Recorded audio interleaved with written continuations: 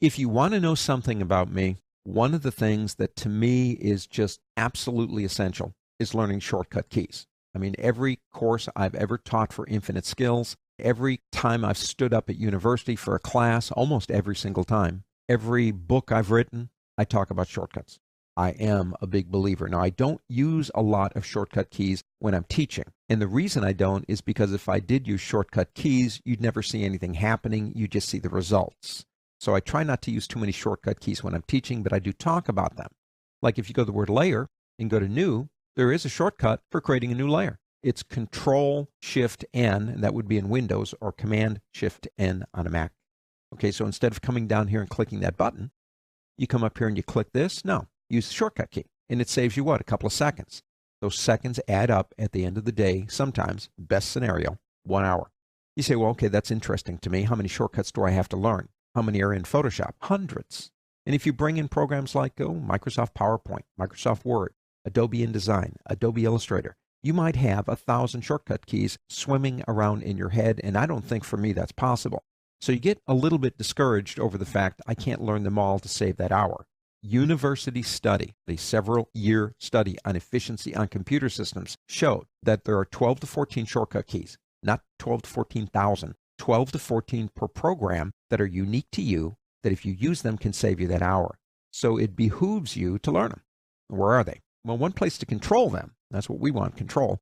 Go to the word edit on the pull-down menu and go down to keyboard shortcuts. Now, in keyboard shortcuts, you can go to the application menus, the panels, or the tools. Let's stick here because that's pretty familiar. And if we go into, say, edit, there's all the shortcuts that come along with these. Now, you can click over here to summarize and print them if you want to, which I do. And then I start learning them. But you say, oh, you know what? Paste outside. I use that one a lot. That is something that if I had a shortcut for would really be one of my 12 to 14 that saves me an hour out of every 8, but there isn't one. You click here. Then go ahead and try typing one in. Now let me go ahead and use one that we know is being used for something else. That's print, and that would be on a Mac, Command-P, Control-P in Windows.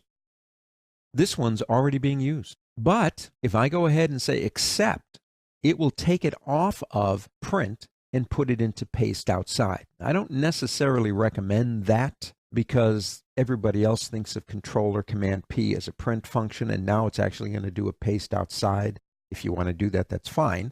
But if we get back in here again, let me try this again. I'm going to press Command-Option-Shift, and that would be Control-Alt-Shift in Windows, and the letter U. That one works. Control-Alt-Shift-U, or on a Mac, Command-Option-Shift-U. You can eventually find a combination. I mean, you've got 8 fingers and 2 thumbs. You can press down all kinds of things. Eventually, you'd get one that works. Now, to me, the hard part is not creating a shortcut. The hard part, to be absolutely honest with you, is creating a shortcut that you can remember the next day. That would be the hardest part to me. But these shortcuts, if you're not creating them, you can find them all right here, every single one of them. If you want to save this, all you got to do is click here and save it. If you want to get rid of a set you already have, you can click here and delete it. And you can create shortcuts or shortcut sets based on what you are doing, and you can have more than one set. To me, the underriding motivation here is 1 hour out of every 8. I think that's pretty amazing. Click OK if you want to save your changes.